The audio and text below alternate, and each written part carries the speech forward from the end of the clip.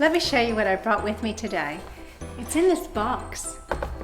In fact, it shows us God's greatest creation. It's really His masterpiece. Does anyone want to have a look? So I let kids come up one at a time and I let them have a peek inside the box, and they go, and I said, don't tell anybody what you saw, and they go sit back down, and I call someone up and they come and look and go, and then don't tell anybody, and they sit back down, and then I get quite a few kids to come up and have a look. And then before I reveal, I ask the kids who haven't had a chance to have a look in the box, what do you think's in the box? And sure enough, some of them catch it what it is. And then I do the big reveal. And then I turn it around and I show everyone what's in the box. And of course it's a mirror, and I try to shine it on all their faces, let them all have a good look.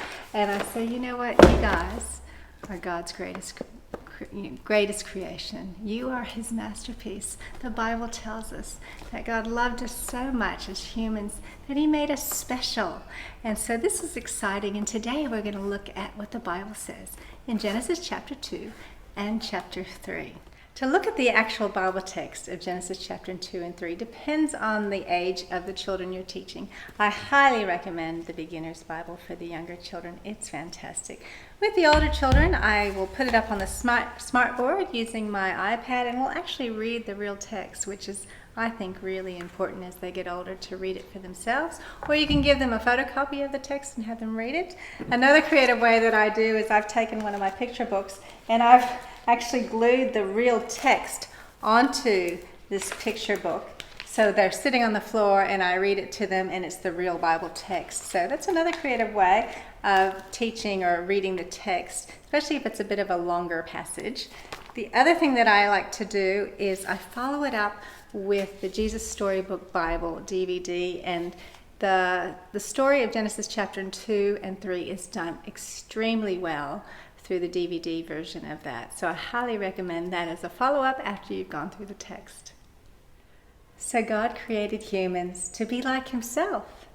He made men and women, and God gave them His blessing. Isn't that good news? God created us in His image to be a reflection of His glory, His masterpiece, His greatest work. But we did mess things up. But the good news is that God provided another way that we could become friends with God. One of the big questions that comes up after we've gone through the text of Genesis chapter 2 and 3 is, why did God put that tree in the garden in the first place? That's a really good question, and that's a question that we're going to tackle next week. So there you go. There's a bit of a lesson, a bit of a lead-in into Genesis chapter 2 and 3. And let me share with you what's in the box and how I did it. Well, it's just an old fruit box. This is just a bag. And this is an old baby mirror from when my kids were babies, and it was a cot mirror. So I hope you like this idea. And if you think someone else might like it, go ahead and share it on. Just remember, you are God's greatest masterpiece. Thanks so much for watching. God had a plan. A magnificent dream. One day He would get His children back. One day He would make the world their perfect home again. And one day He would wipe away every tear from their eyes. You see, no matter what, in spite of everything, God would love His children with a never stopping, never giving up, unbreaking, always and forever love.